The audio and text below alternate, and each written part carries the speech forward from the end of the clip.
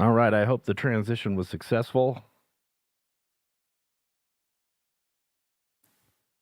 Hello, hello, Yep, yep, hello. yep, yep, yep. You sound good, man. Okay, good.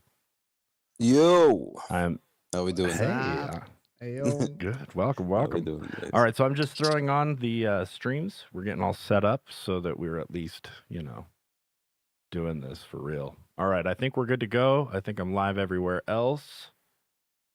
Apologize for making you wait. Welcome back to Tuesday Tezday. Today we're talking with Ion, the community manager at Trilitech.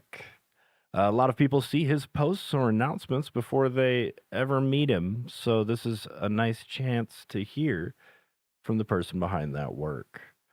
We'll get into how he handles the flow of conversations across the community and what he's learned from being in the middle of all of it. And I promise you we'll get into that conversation in just a moment. But first, let's run through a few updates from the past week. For our first story, Yoshi published a reflection on art on Tezos, Berlin. It's a longer piece looking at how the week actually felt on the ground, not just the exhibitions themselves, but the mix of artists, curators, platforms, and organizers who pulled it all together. He walks through how the event came to life, how much coordination happened behind the scenes, and how the different write ups, photos, and threads from the community stitched together a clearer picture of the moment. Berlin brought people who usually only meet online into the same room, and the article spends time on that part too. The sense of relief, the renewed momentum, and how much more mature the art scene on Tezos feels now compared to even a few years ago. From there, it looks ahead. Smaller satellite events, hybrid exhibitions, more hands on formats for artists and developers working side by side, and a general shift toward treating art on Tezos as an ongoing story rather than a once a year gathering. There's even a mention of the Buenos Aires satellite event that as an early example of how that could work.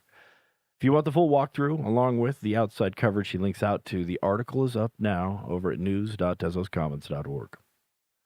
For our next story, Stu brings a feature on Sogni, the creative AI project that has been getting a lot of attention since launching on Etherlink.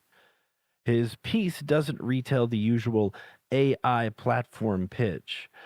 Instead, it walks through how the team built the project, why they approached AI the way they did, and how that decision pulled them into the Tezos and Etherlink world.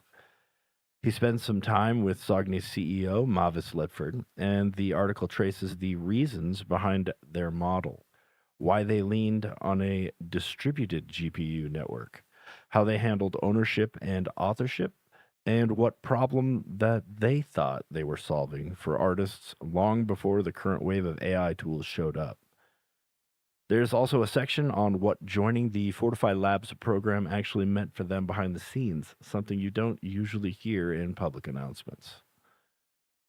What the article doesn't do is frame Sogni as finished. The back half looks ahead, and there's a part about what they think creative AI should look like next year and beyond, which is probably the most interesting angle in the entire piece.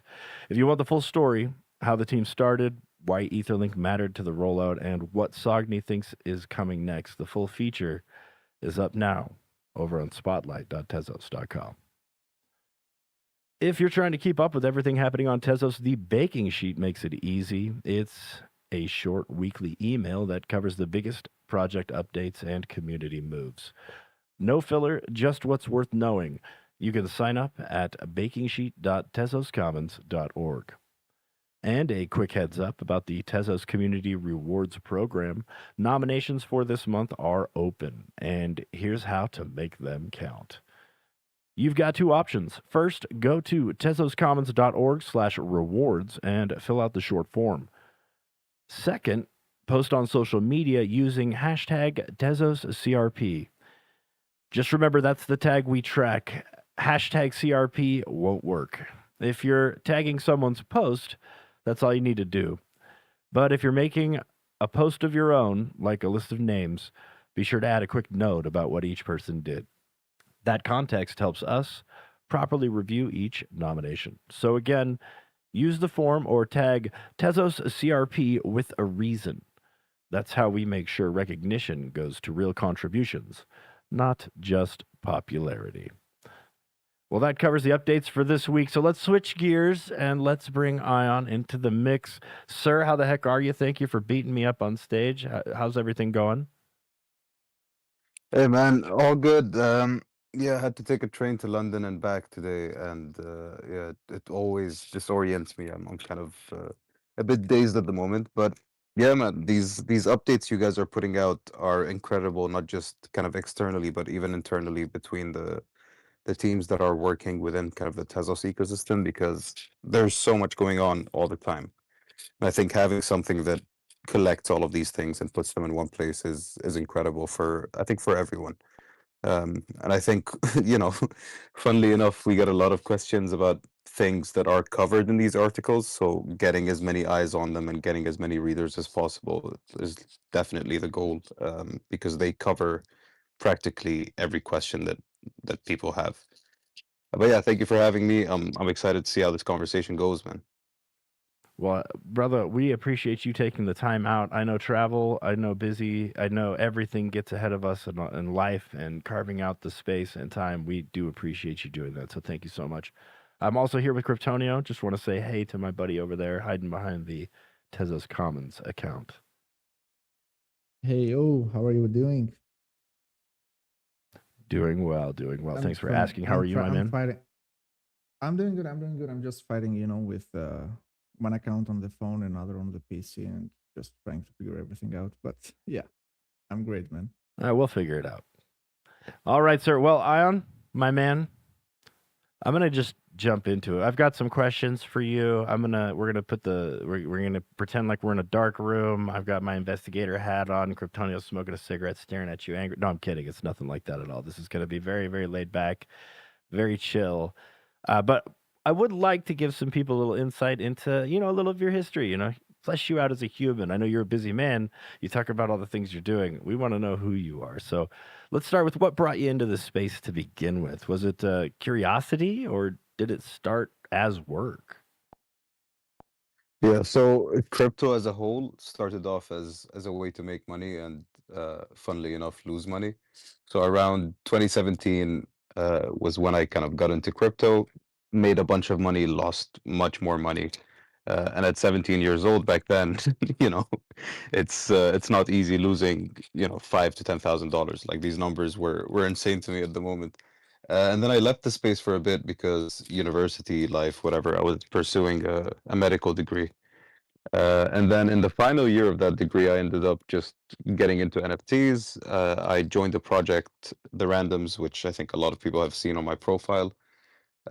I joined them as just a community member, and then a month later, they wanted me to be the head moderator, which is a crazy kind of jump from from day zero.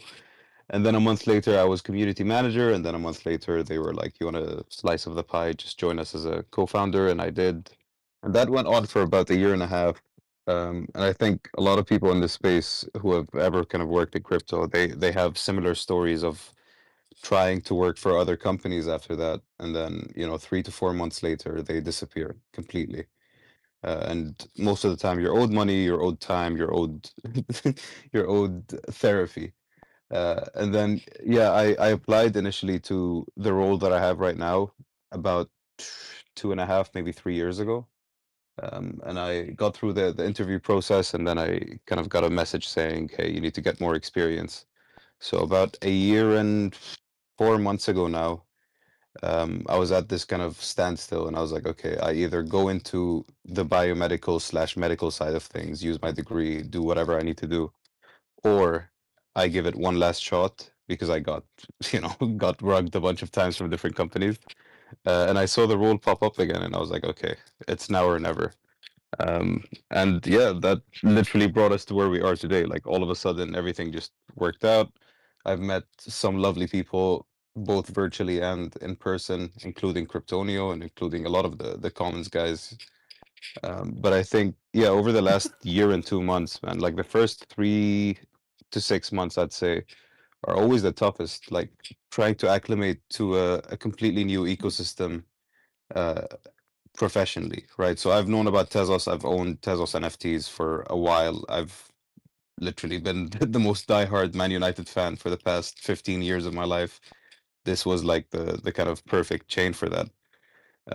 But yeah, it's much different when you're seen as kind of the guy that needs to solve problems for a lot of these people. And I think what made me do well in kind of my role is understanding that there is going to be a lot of history behind a lot of these messages, right? So there's frustration, there's happiness, there's anger, there's sadness, there's all of these things. But for a lot of these people, they've been around since the fundraiser, right? So they have a lot of kind of history and coming in and saying, "Hey, I have this corporate role. I know much better than you do." That is is a kind of a recipe for disaster. But everyone I've met over the past year and 2 months now has been absolutely lovely. And this might be an exaggeration because there were a few bad eggs here and there, but yeah, man, it's been a great journey, and hopefully the next few years will be even better. Now, you say you were going into medicine, you were gonna pursue medicine. That's serving the community in one capacity. When did community work become the lane you wanted to stay in? Like, at what point did you realize maybe it's not necessarily like doing like, well, I, could you articulate on that any further? Of course, yeah. I mean, I was always told that I can talk myself out of situations and I should be a lawyer or be a politician or whatever, and it always had like negative connotations, right? And before Web3, I didn't even know that like what I do today is a role that could be done, right? Like even after my first role, even with what I did with the randoms, like I didn't know that this is something that I could pursue full time. And just to be completely honest with you, like working remotely or working kind of digitally, not having to go into an office or a lab or whatever and do kind of boring 9 to 5 work every day. And in the UK, getting paid much more than I would pursuing that side of things. It was a no-brainer on the financial side, but also just like getting to meet people, I think has been the highlight of pursuing this as a career in the first place. Like I've met so many people that I otherwise wouldn't have met because of this space. And because everyone's kind of hiding behind the PFP, you get to speak to them as who they are, not what their job title or not what their degrees or not what kind of professional achievements they have display them as. I think that's a really like that's the kind of nicest part about it. Like getting to know people and getting to help them in whatever capacity I can is kind of the best part of what I do. Now, you did mention, and this is probably true for a lot of people, you had no idea that this position existed before you basically stepped into it. And you sit between a lot of conversations with people. What is it that most people don't see about that role that makes it so invisible? How is it hiding in plain sight like this? Like, can you go into that?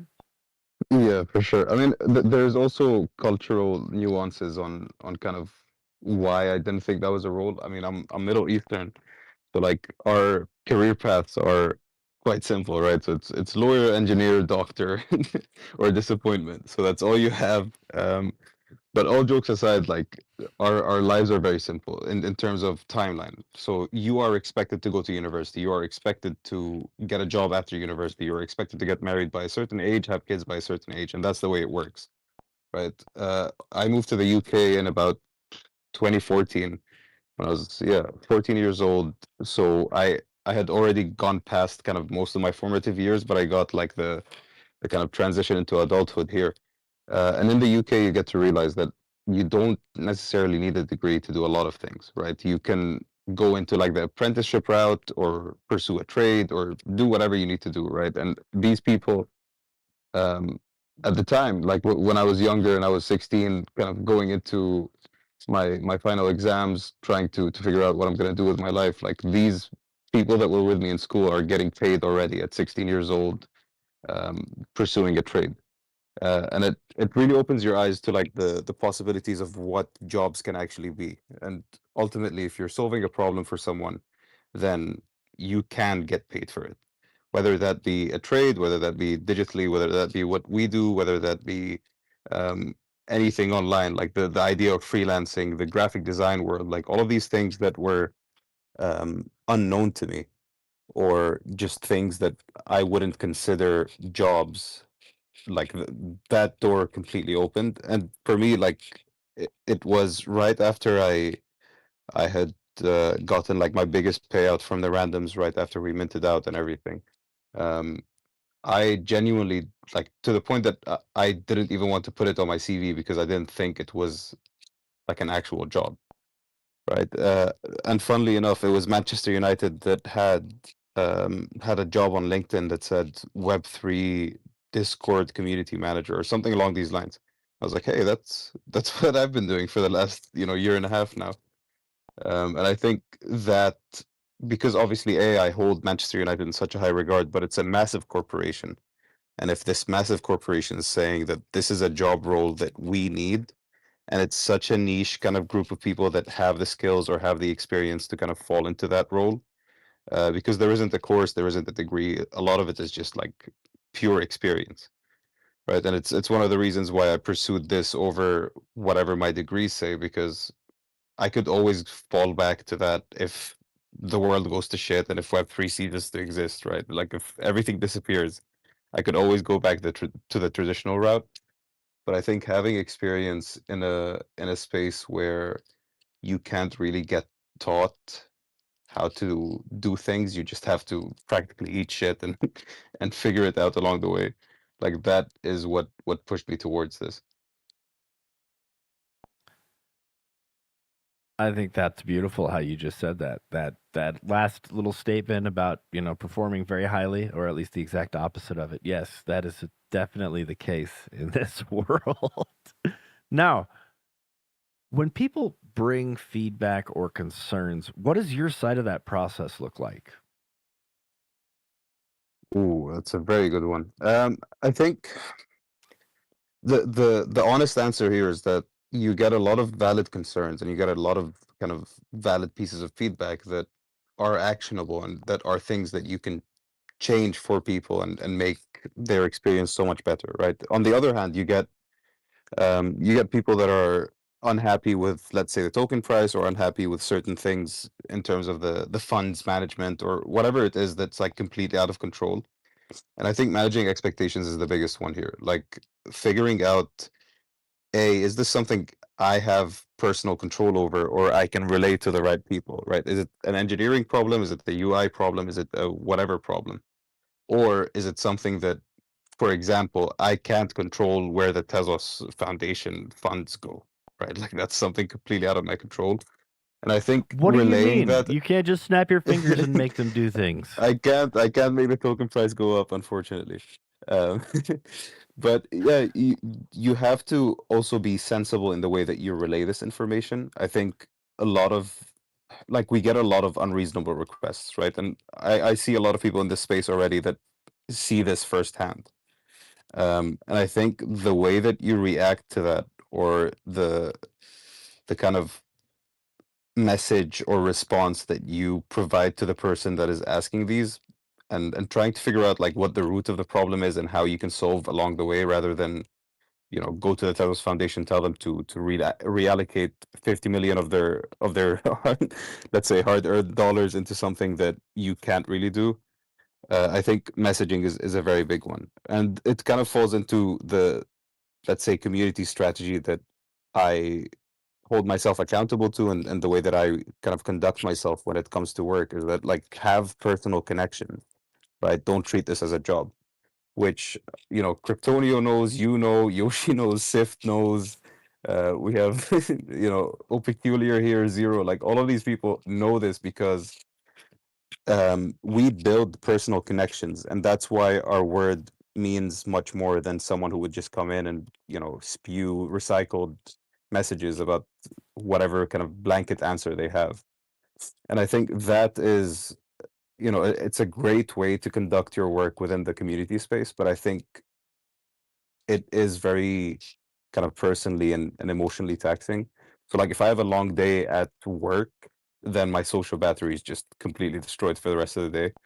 Um, and talking to people, like getting paid to talk to people or solve people's problems is amazing until you have to talk to people outside of work and you're like, oh fuck, you're not paying me for this, right? But yeah, all jokes aside, man, it's like ultimately it comes down to how you conduct yourself because I think um, people are reasonable when they see an effort being made towards their requests. And I think that's a very, very important point here. Like um, shutting down requests in a kind of baseless manner, let's say, is a surefire way to just lose confidence. And I think there's a lot of stigma towards Trilitech, and I don't know if I should be saying this, but I'm gonna be as honest as possible.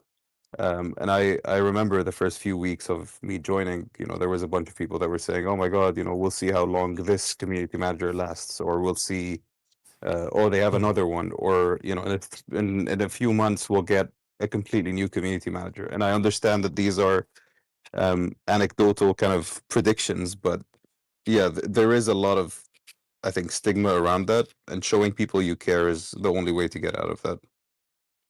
But hey, you proved them wrong, right? I mean, we'll see. I have to stay for 5 more years, then Look, maybe they'll if we believe me. make it, I mean, if we make it past 2027, we are good. That's all that matters. Huh? But yeah, I Now, think that have you noticed? Oh, sorry. Go ahead. you cannot. Yeah, yeah. Sorry, Blanks. I was just gonna add that I think that being a community manager is one of those jobs that can easily make you to hate people. To not want to deal with people anymore, unless you have a thick enough skin, and unless you are strong enough, to still see the positive sides and the positive people and what you're trying to build. And it takes a lot of strength, to not get affected by the constant, let's say, the negative feedback, the catastrophology in general that some people try to throw at you, right? 100%. And I think, yeah, a lot of it is having a thick skin. And a lot of it is just understanding that this is not personal. And I think, especially with Tezos, like in comparison to other roles that I've had, again, going back to that concept of history, like there are people that, you know, that are gonna, maybe rightfully so, assume that they know better than you. And that's completely fine, right? Like I'm not gonna come in here and act like I've known everything that ever happened. I learned something new about Tezos every day, which is amazing. But I think, yeah, like understanding that there are valid concerns. There are some that are a bit kind of more unreasonable, but regardless, the kind of root of each of those is completely valid, and getting to the root of that and kind of solving for it is the best. And obviously, surrounding yourself, sorry, with people that are that know more than you, first of all, and are also incredibly helpful with everything they do. Like, we have Sift in here, we have Webidente, we have Zero. By the way, two of the greatest mods that well, three of the greatest mods that have ever lived, but Sift has since moved on. We also have a bunch of trailblazers in here. We have, Tozart, we have Atea, like great people that help you kind of get to a stage where there are any gaps in your knowledge, they help fill them in. And kind of more on my side, like they are helping in immense ways, which allows me to do my job at a much higher level and kind of provide much better community experience, let's say. Now, when you're out chatting with everyone, have you noticed any patterns from builders, contributors, or new community members that most people are overlooking? Um, I think that the most common pattern, just in general, is if token price is up, then I think everyone's role within the ecosystem is so much more fun, so much easier to deal with, kind of, so much more enjoyable, right? Token price is up, everyone's happy. My job becomes a million times easier, and I get to kind of shy away from like putting out fires and more so like how can we have fun events and whatever. In terms of patterns, I think a lot of people have the same concern of, I really want to build a cool app on Tezos, and I really want to do X, Y, and Z on Tezos. I am just not sure of the amount of users that I'm gonna get, and I think that's the biggest one.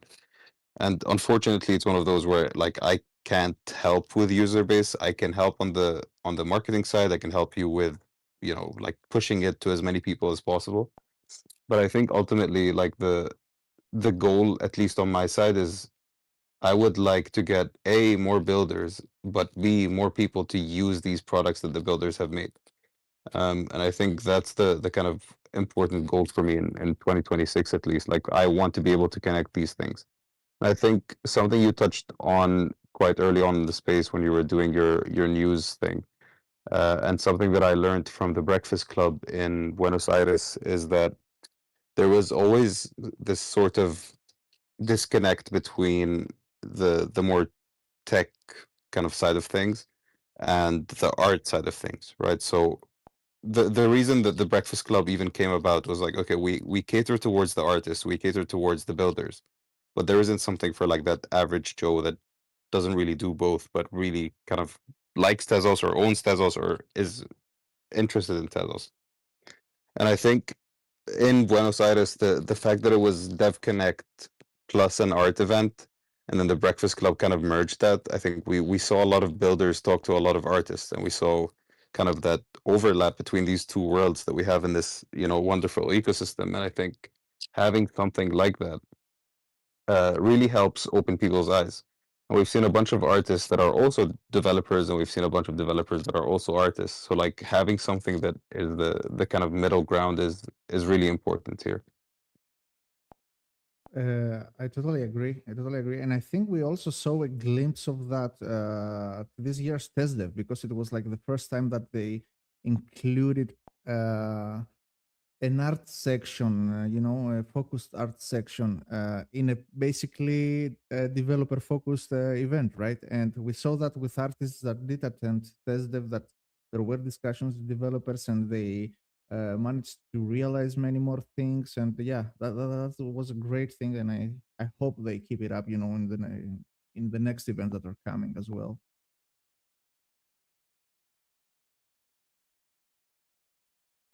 Now, when things slow down or get noisy, what keeps you grounded? Yeah, that's a that's a very good question. Um, I don't know. I feel like I don't have a kind of a blanket answer for this because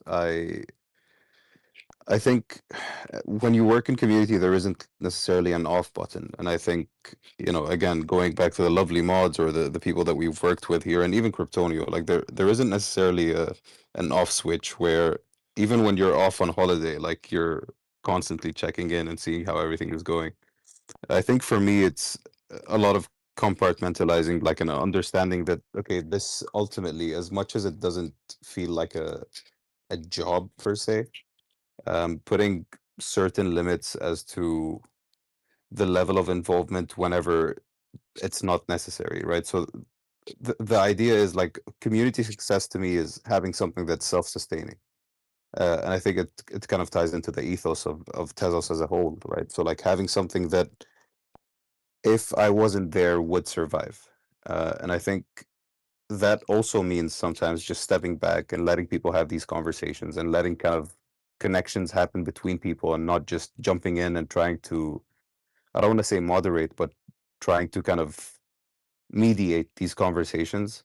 And I also think that, there's also a corporate kind of power dynamic where because I'm involved in one of the entities within the ecosystem, there's always going to be some sort of there's always going to be some sort of difference between me and like any other community member.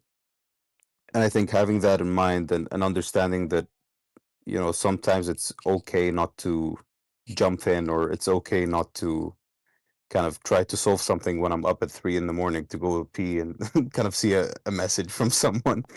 But yeah, ultimately it's a lot of just trying.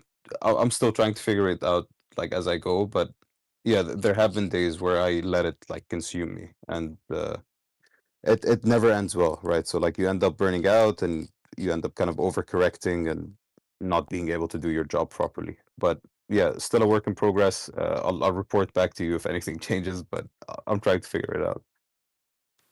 Now, since taking this role, what's something you've changed your mind about? It's a very, very good question. Um, I think, funnily enough, like it's one of the topics we literally just touched up on, but I think previous to like me joining the Tezos ecosystem, I always thought that people can only be one thing, right? So like they can only be artists, or they can only be developers, or they can only be traders, or they can only be X, Y, and Z, right? And like going back to that conversation earlier, like people can do a mixture of these things. It can be whether it's merged or not. You know, someone like let's say Mac, who's a developer, an artist, so many things. I think, yeah, initially in my head, I was like, when I was kind of coming up with the strategy on my first few days at work, I was like, okay, how do we cater towards the artists? How do we cater towards the developers? How do we cater towards the average Joe? And I think ultimately, like the community strategy has molded over the last year and 2 months now into something that is more cohesive towards everyone, right? So like getting the developers to do art-based things, getting the artists to do kind of dev-based things. And now luckily, you know, AI keeps advancing, so it's even easier to reduce the barrier of entry for both of these things. So yeah, people can be more than one category, which is really, really helpful in terms of like building a strategy or working on a strategy where you want to make everyone have the best time possible. But yeah, ultimately comes down to token price. So No, it does not ultimately come down to token price because there are still people invested in certain tokens that are still around. I don't know why. But anyway, what has kept you going when things felt stuck or silent? um, damn. I mean, there have been some dark days or dark periods. I'd say there have been some times where yeah, everything's falling apart, the world's on fire, and funnily enough, you know, life likes to play this game where if you're under a lot of stress from either your personal or professional side of things, then it kind of doubles down and gives you the other half of it. So, you know, if professional is going hard, then then you get your personal life kind of jumping in and causing issues there. I mean, for me, it's being surrounded by people that are incredibly supportive, whether that be personally or professionally. I think over the past few months, the introduction of having, you know, our two lovely moderators slash trailblazers that are really kind of covering a lot of the things that would have taken up a lot of time um, from tasks that I need to get done or the team needs to kind of focus on. But ultimately, it's just the people that you're around, right? So like people that sorry, understand what is going on. For example, the uranium miner mishap that happened a few months ago now. Um, Being surrounded by people that understand that this is temporary or this isn't necessarily a PR disaster or like the world isn't on fire. Uh, and you know, speaking to Cryptonio, speaking to FA from our gaming team, and like you know, making sure that I'm not underplaying what's going on was really important because I've only ever worked in Web3, which means that my my ceiling for like how insane something can be is really high. But having worked with some lovely, amazing, talented people on the Trilitech team that come from kind of more, I don't want to say professional, but let's just say professional for argument's sake, Web2 backgrounds, where, for example, again, the uranium miner thing to them was like the biggest disaster, and they were terrified and like trying to explain to them that you know this is something that happens almost on a daily basis in Web3. So yeah, having that balance of people that will allow you to understand kind of the consumer slash the Web2 side of you, but people that understand that, the Web3 side is also like this is not completely new to them. So yeah, ultimately it comes down to how good your circle is, and I think we have such a lovely ecosystem here that everyone is very supportive towards one another, and that I think makes the experience better for everyone. I do want to add here that because you mentioned that Zero O and MB have helped a lot to with the moderation and everything to let you do more tasks. I didn't want to add that because many people don't realize it that your job is not just the community management part. It's not just talking to the community and relaying feedback and stuff. You have your feet wet in so many different things in uranium, in etherlink, in event organizing, in internal programs that are running in the Intrilitech, and so many different things that people don't see. So what you said is actually a huge help, I assume, for you, right? To have those people lift some of the weight, from the moderation at least or something else. Yeah, 100%. I mean, I to be honest with you, I haven't done my like job description role in quite some time now, right? Like I'm helping the art team make a website to check NFT holdings on Etherlink. I'm helping, the social team to come up with something for Christmas, and we're working on a very nice campaign there. I hope you guys will really enjoy that. And this is kind of like a very early sneak peek into that, but like there's so much more that is I would say like 5 steps away from being direct community work, but leads to a better community experience. And I think that's really important, and having the ability to do that allows for a much more kind of cohesive community rather than, if we all sit down and just moderate text channels and come up with strategies or host game nights or host spaces. Like if that's all we do, then ultimately it'll just get stale, right? Like everyone will just be tired of the kind of repetitive nature, and just it'll all fall into like almost redundancy.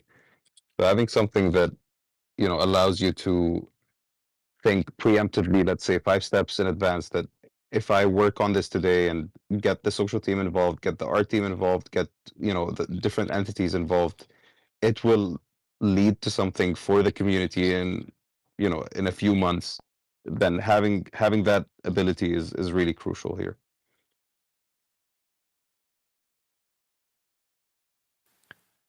What's your favorite Tezos moment that people don't really bring up anymore?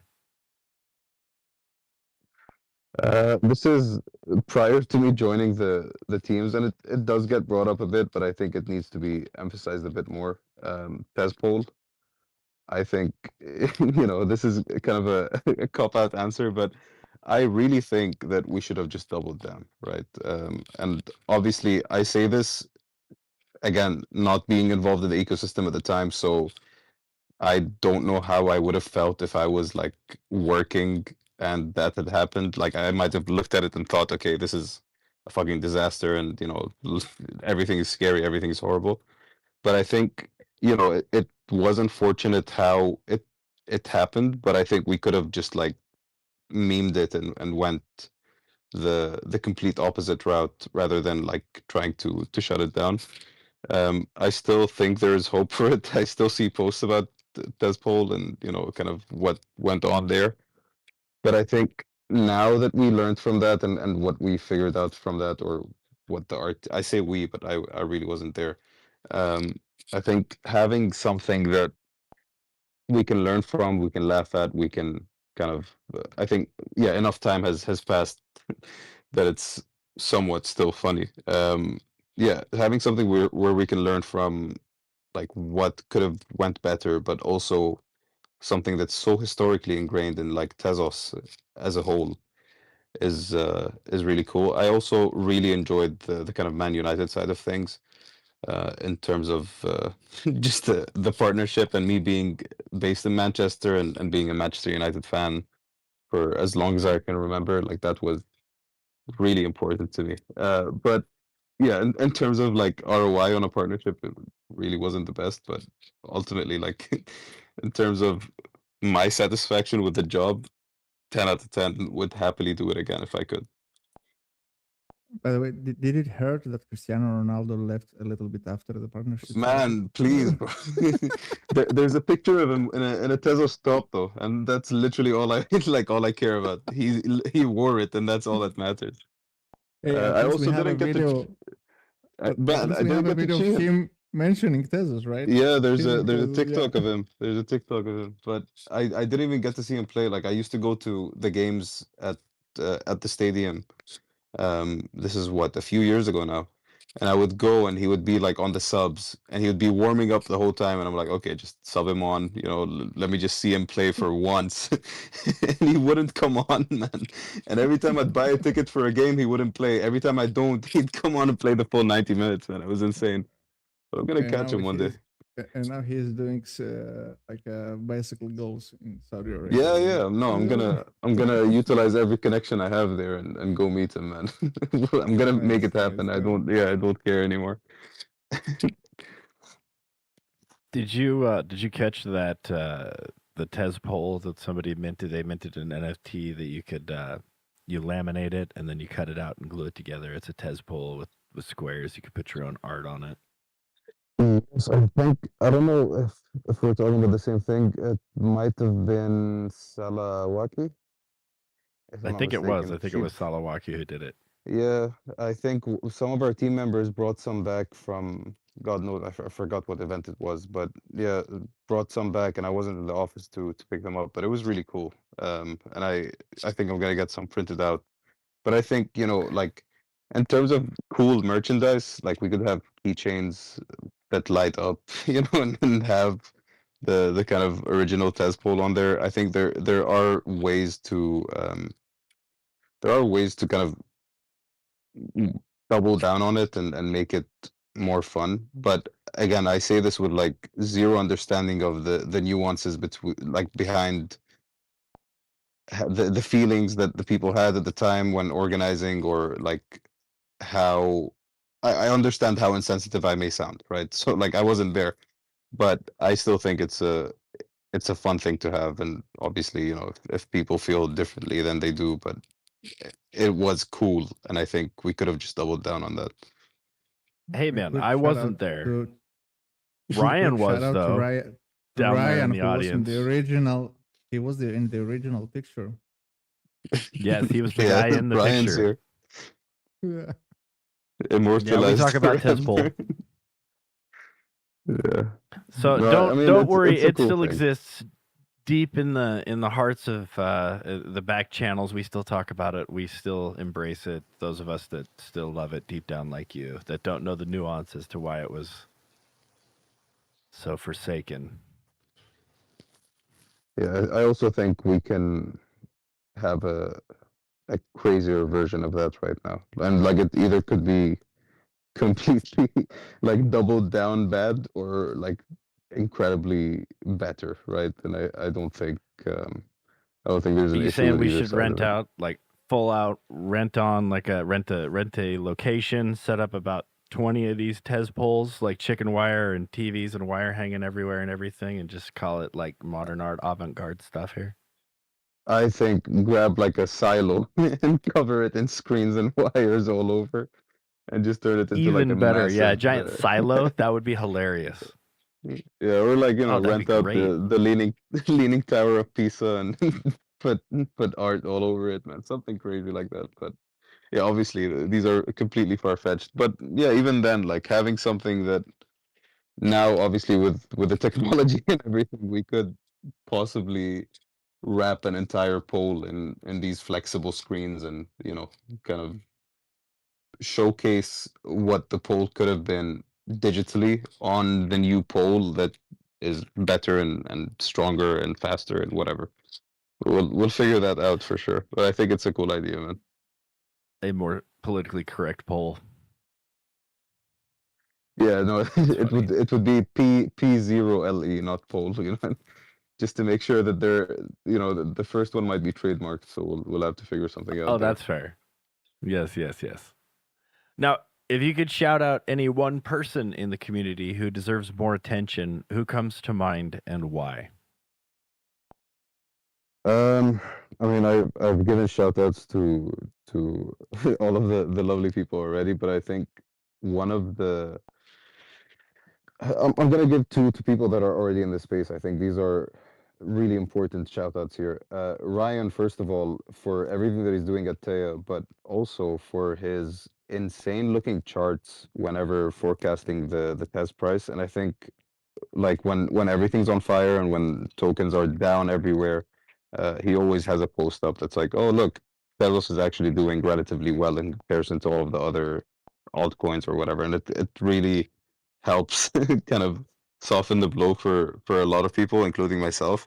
And I think Tozart, very, very, very, very good threads, and I think they don't get the attention they deserve. And if I could retweet the same thread 12 times, I would. I think learning from that, even as someone, again, like even as someone who works within the ecosystem, there are so many things that you get to learn on a daily basis. And I think having something that collates these ideas and these thoughts and everything that's going on in a very well organized manner really, really makes it easier. I see Manny just joined as well. Manny with his on-chain stuff. Like I was talking to an artist the other day, and they mentioned the idea of IPFS or metadata or any of these kind of like things that were were unknown to me a few months ago. But having something that is completely on chain, which you would assume is the norm, right? Like you would assume that the reason why we say these things are on chain and we immortalize them and we keep them there, like I always assume that that's the way things should be going. But yeah, we've seen a few kind of flare ups on AWS, on Cloudflare, on all of these kind of different services. And sometimes it just means that your NFTs are not looking as good as they should. So having something that's completely on chain obviously comes with its own list of headaches and costs and everything. But doing that regardless, I think is really important. So yeah, that's my current list.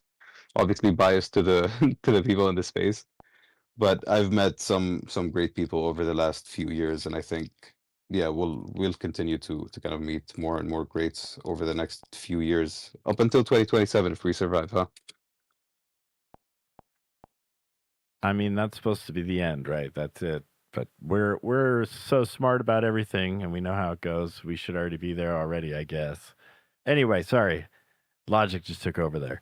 Um so my man, you have kind of taken the reins and started steering this ship in a very different direction. If the work you're doing keeps moving in the direction you want, what feels different down the road?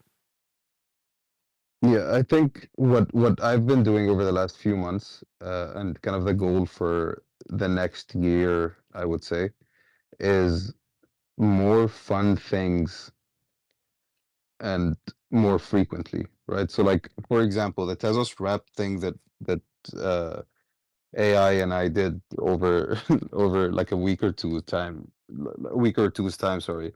Like that was a really fun one, and I think it tied a lot of people that were either bakers or artists or whatever it is that they do in the ecosystem.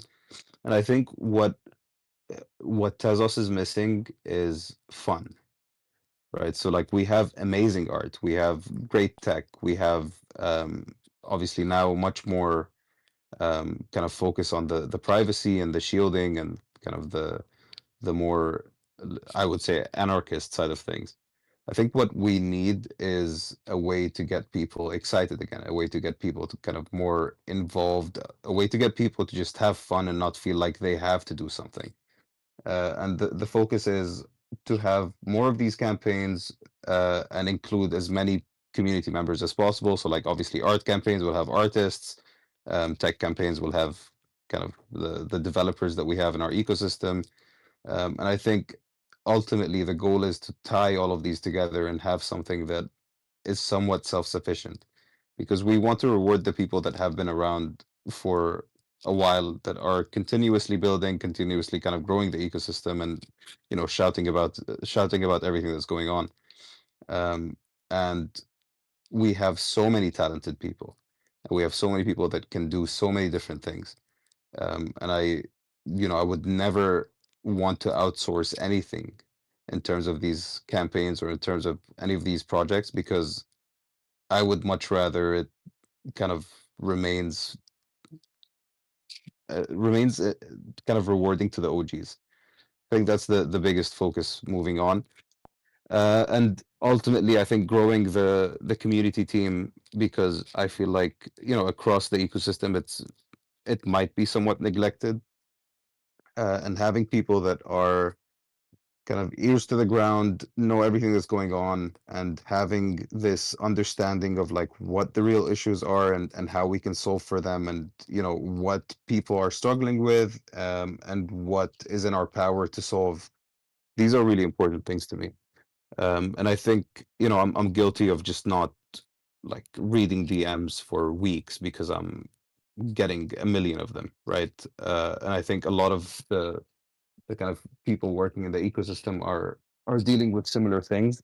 So I want us to have something that's much more cohesive, something that's much bigger in terms of community support for their experience, but also to grow our existing community into something much bigger and much happier.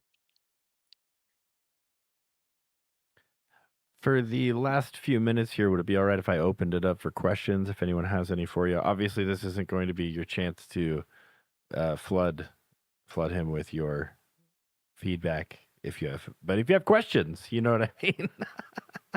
Yeah, Would that be all everything that right? I haven't responded to in DMs, jump in and tell me now so I can so I can keep an Oh eye on it. no, But yeah, I think oh I've that's spoken funny. to practically everyone in here. So yeah, always open for questions. More than happy to answer anything and go on to crazy tangents that don't necessarily answer your question. But yeah, always happy to do that. Perfect.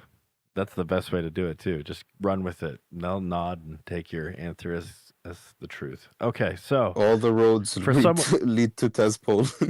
All the roads yes, lead to all Tezpol, roads man. lead to Tezpol, right, Ryan? So for someone who wants to get more involved, where's the best place to start?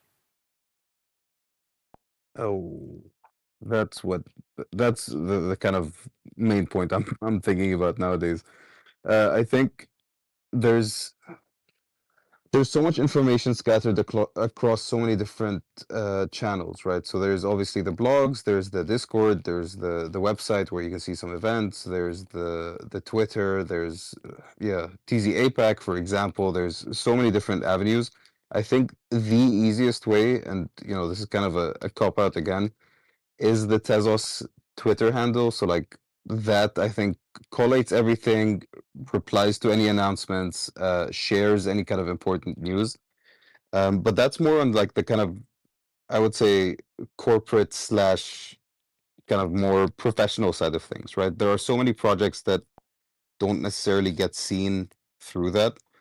And I think the easiest way to catch up with everything is to immerse yourself in the ecosystem and like follow the builders and kind of see what's going on there. But ultimately, your easiest bet is to just check the Tezos Twitter for now. What do you think helps new people stick around? Two things. One is the ease of accessing anything that they need, right? So like we are again guilty of, for example, on the Etherlink side of things. Um, I'll give you a personal example. I wanted to change some wrapped XTZ to regular XTZ, right? And the way that I would usually do it was like my only experience with unwrapping something was on Ethereum, and that I would just do within OpenSea, and I didn't know if Rarible had that option, and I searched on Google like how to unwrap XTZ, and there are zero useful options there. Ultimately, the way to do it is just to like sell your wrapped XTZ for XTZ on an exchange. But like having optimizing for SEO, but also like sharing tutorials for everything, right? Because I think what we do in Web3 as a whole is like assume that people know these basic steps. But you go back far enough, and a lot of these things were completely unknown to you, unknown to me, unknown to a lot of people in this space. So I think, yeah, that plus the kind of community welcoming them. So I think if people get the support that they are looking for, both from, I would say, more professional channels, but also from the people that are actually using their product, from the people that are interested in what they're doing, from actual users. I think that's what makes people stick around because, yeah, there are so many different places and ecosystems to build on nowadays that you have to have a differentiating factor. And I think on our side, even if everything's on fire, we have the greatest community in terms of support. We might not be the loudest, but I guarantee you that we are the most sincere, and I think that's the most important part for me. Like, Base, for example, can get 1,000 replies on a tweet, and 99% of them are just, I would classify them as bot accounts or people that are just trying to get an airdrop or get whatever prize or get recognition. But I think what we have here is really genuine people that want this ecosystem to succeed. And I think that's the best part of kind of the community that we have, and that's what would make people stay. If you could recommend one thing for people to try this month, what would it be? And it could be anything. It could be a hobby, a habit, a tool, a food spot. So not just Web3, huh?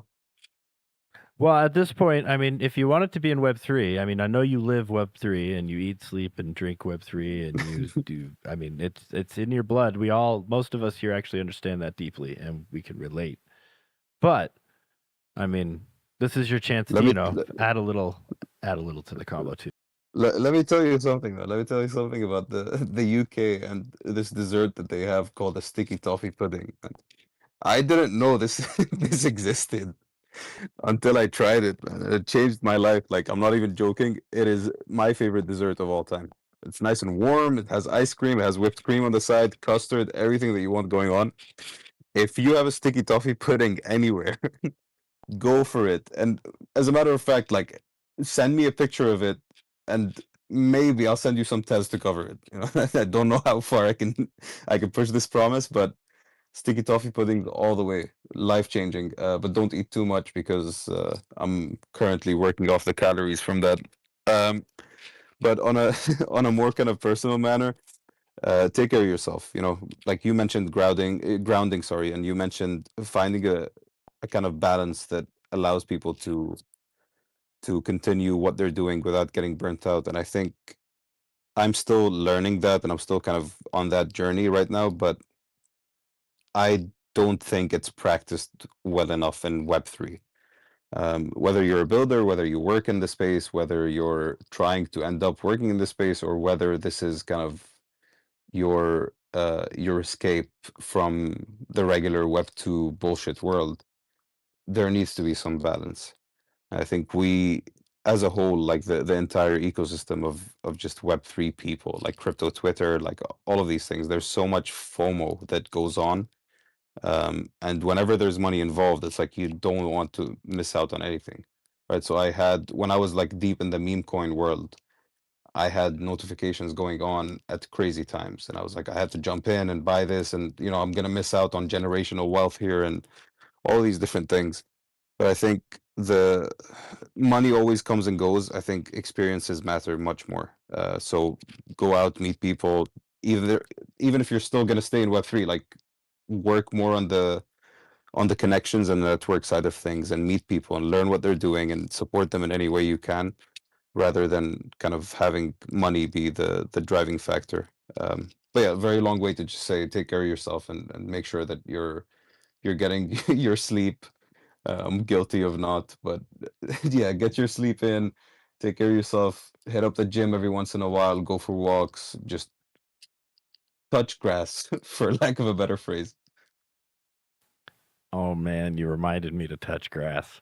Just kidding. Is there anything else maybe that I haven't touched on, or something else you'd want to share, or have anyone else know before we close this thing out, my man?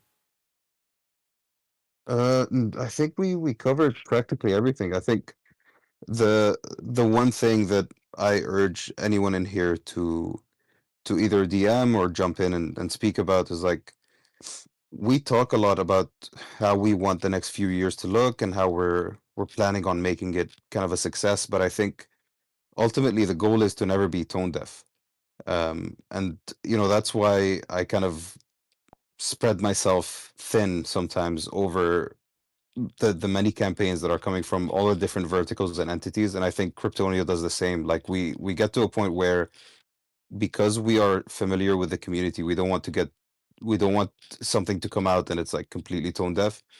So what I'm basically alluding to is like if there's anything that you have in mind that we can support, or if there's anything that you think we should be doing differently, like please reach out, or if you prefer to do it anonymously, I'll post a link on my Twitter, like just share thoughts of how things could be improved, at least within the kind of the more, let's say, entity side of things. And I understand there's a lot to be desired and to be changed, but ultimately, if I can change one thing for one person going into this next year, I think that's a win. So yeah, more more cohesive hand in hand building rather than like we will build this and if the community likes it, then they like it. If they don't, then we'll just consider it a failure. Like that just doesn't make sense to me. We have again like very similar to outsourcing work when we have great people in the space. Like we have people that understand this space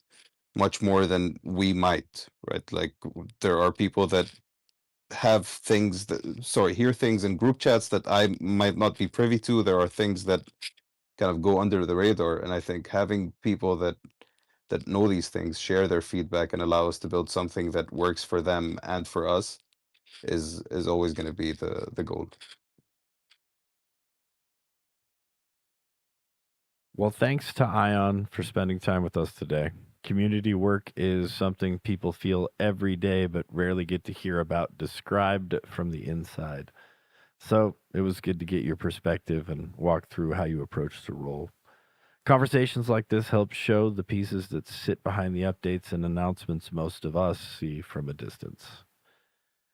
Well, folks, we're here every Tuesday. If this is your first time listening, you can check out past episodes. Join us again next week.